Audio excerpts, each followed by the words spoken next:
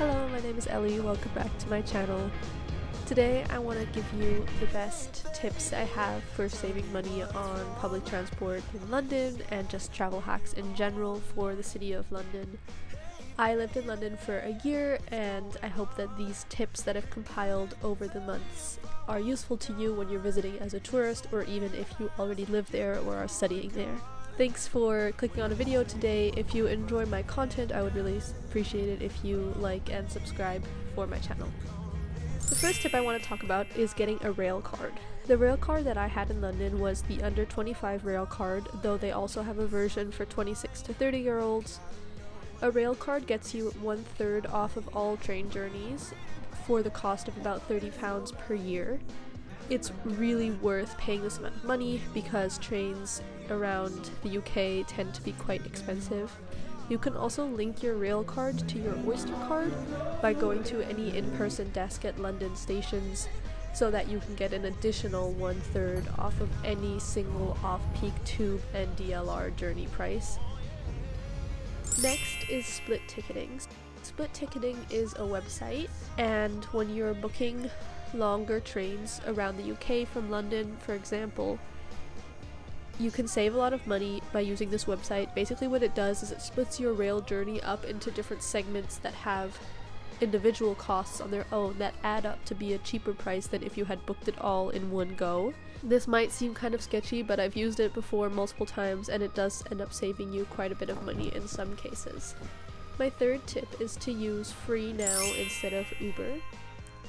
So when you're taking cabs in London, there's a couple different ways that you can do it. One is using the London Black cabs, which is probably the most expensive option. Then you also have other taxi providers like Uber and Free Now. Whether or not Uber or Free Now is cheaper can definitely depend on the distance you're riding and the time of day, the demand and everything. However, I found that in London, Free Now tends to be the cheaper option. My fourth tip is to book round-trip train tickets when traveling to and from London airports. When I travel to an airport in London, of which there are many, as you probably know, it's always best to book your ticket via Trainline in my experience. A one-way ticket to an airport can cost nearly as much as a round trip, so when booking flights in and out of London, if you can help it, it's best to book your trip to depart and land at the same London airport so that you can get a round-trip train ticket to and from the city on both ends of your trip. Another quick tip is to check for strikes. So when I lived in London, there were just constant rail strikes. It was really useful to check ahead of time if your journey was going through, as it was often the case that it was cancelled. Because there are so many modes of transport in London, you tend to be able to reach your destination even when one of the providers is striking, but it's always good to check just in case. Lastly, I wanted to put up the option of Lime bikes. So Lime bikes are the electric bikes that you can just rent on the street. I think there's also a couple different providers, but Lime is definitely the one that you see most frequently in London. I think it's a good option for biking home at night.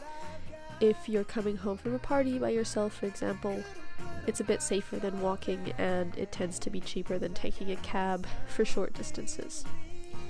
I know this was a very quick video. I just wanted to compile all my London public transport tips into one short informative video. If you have any other tips about taking public transport in London, please comment them below.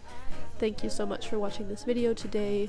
Please leave a like if you enjoyed it. I hope you're having a great day, whoever you are, wherever you are.